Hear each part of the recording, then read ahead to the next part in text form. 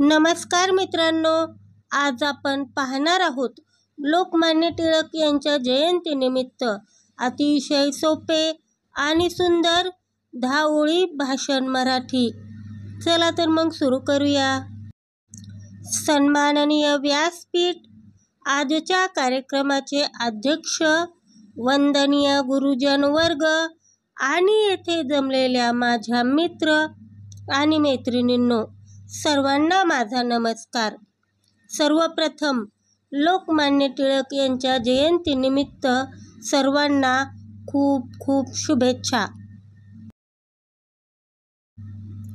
लोकमान्य टिळक हे भारतीय स्वातंत्र्य लढ्यातील थोर स्वातंत्र्य सेनानी, राजकारणी, लेखक आणि संपादक होते. लोकमान्य टिळक यांचे पूर्ण नाव बाळ गंगाधर टिळक असे होते. लोकमान्य टिळक यांचा जन्म 23 जुलै 1856 रोजी महाराष्ट्रातील रत्नागिरी जिल्ह्यातील चिखली या गावी झाला.